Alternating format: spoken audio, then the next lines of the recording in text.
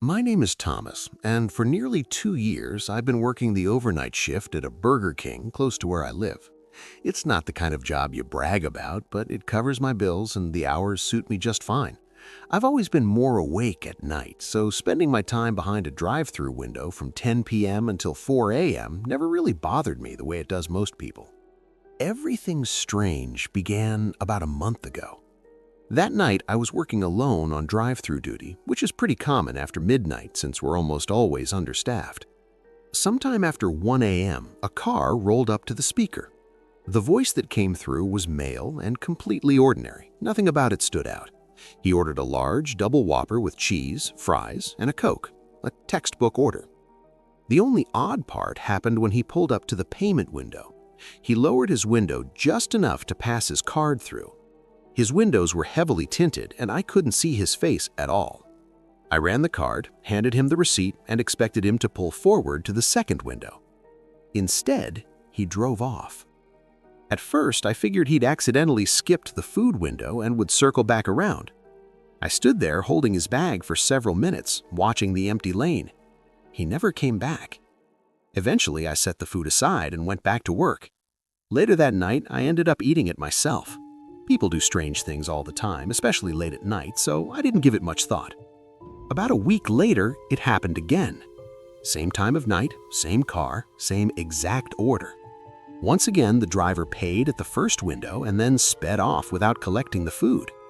I remember thinking how weird it was that someone had done the exact same thing just days earlier. Still, I brushed it off as a coincidence. It wasn't until the third time that reality started to sink in. The order was identical, the behavior was identical, and by then I was certain it was the same person. Something felt off, but I wasn't about to complain. The food was paid for, and I was the one who ended up eating it. So every few days I found myself enjoying a free Whopper meal courtesy of some unknown stranger. This went on for several weeks. Every 4 or 5 nights, usually sometime between 1 a.m. and 3 a.m., the car would appear. Same voice, same order, same disappearance. I actually started anticipating it in a strange way, wondering if tonight would be the night my mystery customer showed up again. Then one night, everything changed. It was around 2 a.m. when I heard that familiar voice come through the speaker. I already knew what he was going to order, and I already knew I'd be eating it later.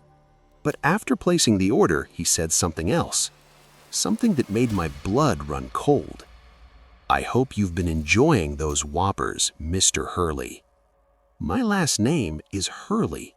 I don't wear a name tag with my last name. It isn't printed on any receipt. There is absolutely no reason a customer should know it. I froze. For a moment, my mind just went blank. Then I started demanding answers, asking who he was and how he knew my name. I repeated myself over and over, but he never responded. This time, he didn't even pull up to pay. I heard his engine rev, and then he was gone.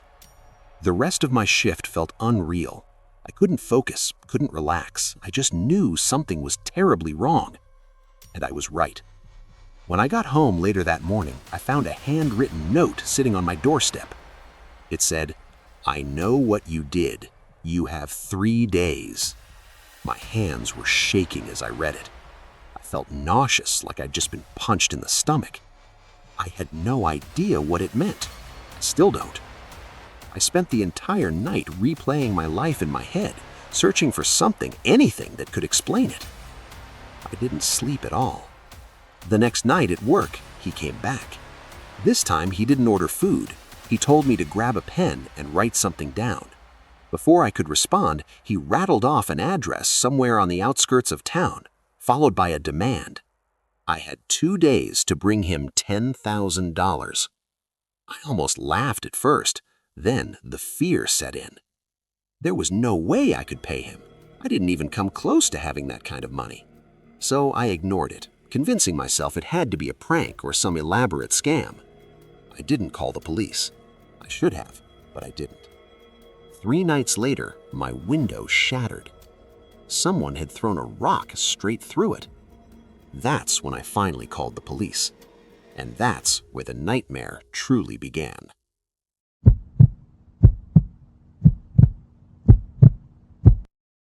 This happened a few weeks ago. during a time in my life when I was still trying to figure things out. I had graduated from college not long before with a communications degree, which hadn't exactly opened many doors. I was still living at home and piecing together income however I could. Driving nights was one of the few things that helped me feel productive. I usually worked weekends, especially Friday and Saturday nights, from around 9 p.m. until 2 or 3 in the morning. That's when the demand spikes and drunk college kids need rides home. It wasn't glamorous, but it paid. That night was a Saturday. It was already around 1:30 a.m. and I was exhausted. I had just finished a drop-off and was hovering over the button to log off when one last request came through. The pickup was downtown, which was normal, but the destination was far, way past the suburbs. I almost declined it, but the payout was high enough to change my mind. The passenger was a young woman, completely normal, no red flags. The ride took about 40 minutes, mostly on dark, empty roads. By the time I dropped her off, it was well after 2 a.m. Then I was alone. I turned my car around and started the long drive back towards civilization. About 10 minutes in, I saw something ahead in the road. A car was stopped directly in the lane with its hazard lights flashing. As I slowed down, I noticed two people standing in front of it, waving their arms frantically. Every instinct told me not to stop, but I did anyway. I pulled over about 20 feet away and rolled my window down just a crack, enough to hear them, not enough for anyone to reach inside. It was a middle-aged couple, which immediately lowered my guard a bit. The woman spoke first. She was frantic, almost panicked, but something about her tone felt rehearsed, like she'd said the same thing before. She warned me that the bridge ahead had collapsed earlier that day and that they had nearly driven straight into the river themselves. She pointed down the road behind them into the darkness and insisted that if I kept going, I'd end up dead. Naturally, I asked what I was supposed to do instead. The man chimed in and explained there was a turnoff further down the road, a narrow path through the woods, he said. It would take longer, but it would reconnect to the main highway and avoid the bridge entirely. I thanked them and drove off, but something didn't sit right with me. I don't know what it was, just a heavy feeling in my chest, a sense that I shouldn't trust what I'd just been told. So I decided to ignore their advice and continue straight. About a mile later, I saw the turnoff they mentioned. It was a thin dirt road, barely wide enough for one car, disappearing into thick trees. It looked wrong, like the kind of place you don't go alone, especially at night. I drove past it without slowing down. A few minutes later, I reached the bridge. It was completely fine, not damaged, not collapsed. I crossed it without issue and reached the highway shortly after. Even though nothing happened, I didn't sleep well that night. I kept replaying the encounter in my head, wondering what might have happened if I'd turned down that road. A few days later, curiosity got the better of me. I went back, but this time during the day. Sunlight made everything seem less threatening, but the unease returned as I retraced the route. The couple was gone, of course. When I reached the dirt turnoff, I noticed something new. A sign had been nailed to a tree at the entrance. It read, "Dead End." That sign had not been there before, I was sure of it. I parked my car and stared at the path. In daylight, it looked less sinister, just a narrow road swallowed by dense woods. I considered driving down it, but worried about getting stuck, so I shut off the engine and stepped out to walk instead. The moment my feet hit the ground, a wave of dread washed over me. I stood at the edge of the path, trying to see further in, but the trees blocked most of the view. Something about being exposed out there made my skin crawl. I decided not to go any further and turned back toward my car. That's when I heard it, a scream. It was unmistakably a woman's scream, loud and raw, echoing from deep within the woods down that path. My body reacted before my brain did. I ran back to my car, slammed the door, and sped away without looking back. That was 2 weeks ago. I haven't returned since, but I can't stop thinking about it, about that couple, about that road, about what might still be out there. Part of me knows I should leave it alone forever. Another part of me wonders if I should go back, with someone else this time. If I do, I'll record it. For now, all I can do is wonder what that scream meant and who those people really were.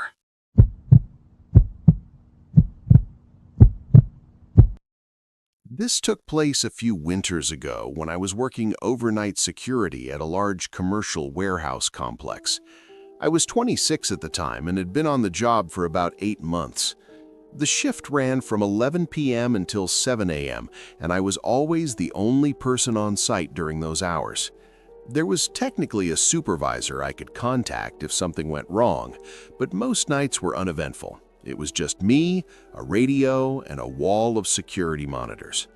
The warehouse sat in an industrial zone on the edge of a small city, far away from any nightlife or late-night foot traffic. Most shifts followed the same predictable routine. I'd clock in, walk the exterior perimeter, check all the doors, then head back to the security office to monitor the cameras. Every hour, I'd do another patrol. The building mostly stored industrial equipment and bulk materials, nothing especially valuable, which made the job feel almost boring at times. The night everything went wrong started off completely normal.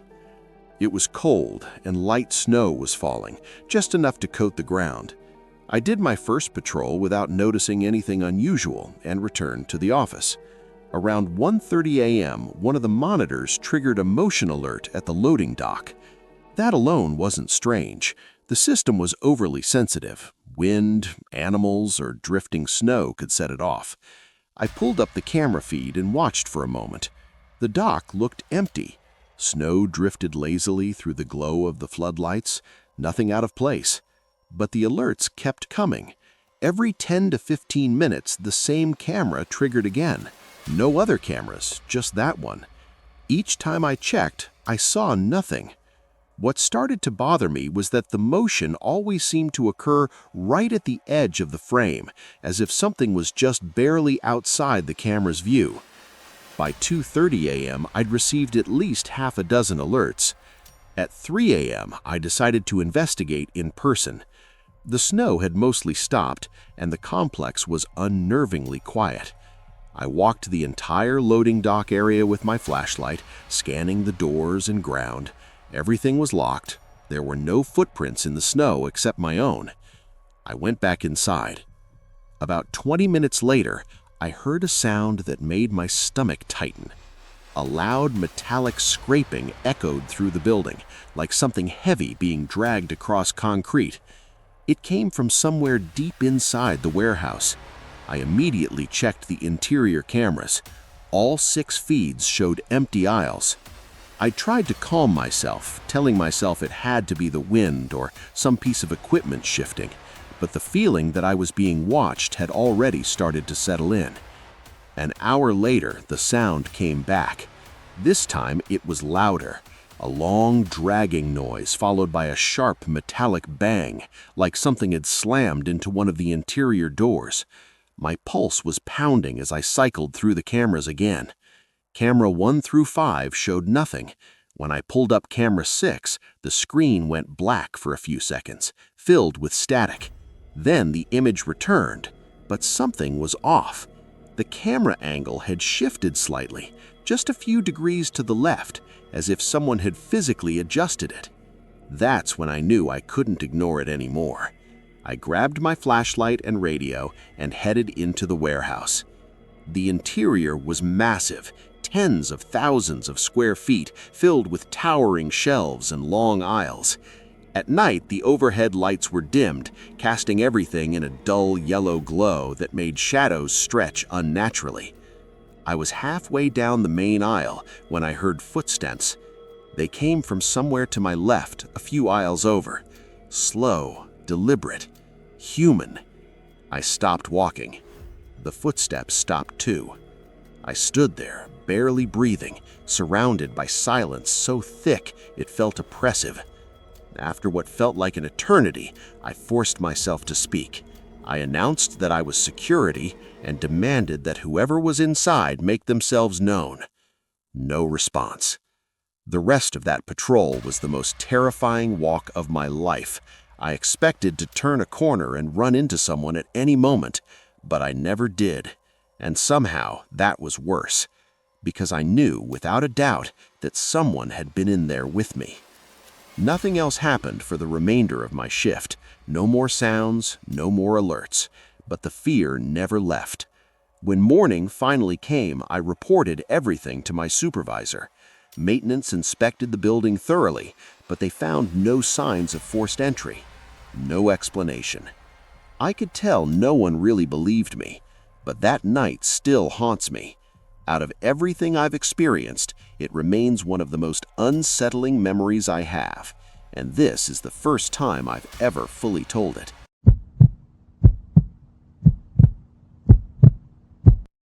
A few years back, I landed my first real job at a gym that stayed open 24 hours a day. At the time, I was taking a gap year between high school and college, so night shifts fit my schedule perfectly. The gym operated on a key card system, meaning members could come and go whenever they wanted without needing staff present. Because of that, there were usually only 1 or 2 employees working at any given time, sometimes just me. The place practically ran itself. Every entry, exit, and machine usage was logged digitally. My job was mostly to sit in the small office, watch the security cameras, and make occasional rounds to clean or check in on people. The gym was located in a rough part of town, but most of the regulars were friendly. Late at night, it was usually the same familiar faces. One particular shift changed everything. I was working from 8 p.m. until 6 a.m., which made for an incredibly long and dull night. By around 2 a.m., I had already completed several walkthroughs and finished all my routine paperwork. I was exhausted, so I decided to sit down and monitor the cameras for a while. At first, everything looked normal. A few regulars came in and left, nothing unusual. Then I noticed someone I didn't recognize. A man running on a treadmill in the far corner of the gym. That alone wasn't strange. New members showed up occasionally. What caught my attention was his speed. I pulled up the treadmill's data on the system. He was running at 9 miles per hour. That was impressive by itself, but what truly unsettled me was that he didn't stop. 10 minutes passed, then 15. His pace never slowed. When I zoomed in on the camera feed, my discomfort grew. He was wearing old, tattered clothes. His hair was long and unkempt. His face was completely still. No expression, no blinking, just staring straight ahead. Then I noticed his feet. He wasn't wearing shoes. This man had been sprinting barefoot at full speed for 15 minutes. By that point, he was the only person in the building besides me. I reminded myself of the gym's policy requiring footwear and decided to use that as an excuse to talk to him, even though every instinct told me not to. I left the office and walked toward the treadmill. As soon as I rounded the corner, my heart dropped. The treadmill belt was soaked in blood. His feet were torn open, skin shredded from the friction. Blood splattered with every step he took, trailing behind him. He didn't react. His face remained frozen, mouth hanging open as he ran. He didn't look human anymore. He looked like someone completely disconnected from pain or reality. I was terrified. Still, I shouted at him to stop, raising my voice over the pounding of his footsteps. He didn't turn his head. He didn't slow down. He didn't acknowledge me at all. I yelled again, demanding to know what he was doing. That's when he spoke. In a cold, raspy voice, completely calm, he said, "Are you there?" He wasn't even breathing hard. I told him again to stop, my voice shaking now. He just kept repeating the same question, "Are you there?" The pool of blood at the end of the treadmill kept growing. I finally decided I couldn't handle this alone and turned back toward the office to call the police. When I picked up my phone, I glanced at the monitors one more time. He was staring directly into the camera, still running, still bleeding, mouth wide open. I turned away, and then I heard screaming. Not words, just raw animal screaming echoing through the gym.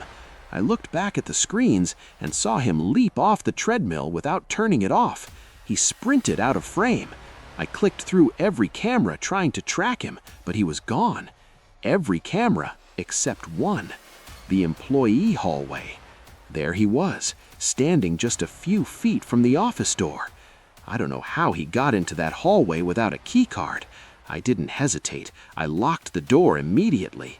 5 seconds later, the doorknob started shaking violently. I called the police as he screamed and slammed against the door. Dispatch told me officers were on the way, but those 5 minutes felt endless. His screaming was inhuman, deep, guttural, and unrelenting. Then, suddenly, it stopped. I checked the cameras again. He was gone. When the police arrived, I refused to leave the office until they searched every inch of the building. They found nothing, no sign of him anywhere. I went home afterward and quit the job the next day. I've never stepped foot in that gym again. I still don't know who or what that man was, and I don't like to think about what would have happened if I hadn't locked that door in time.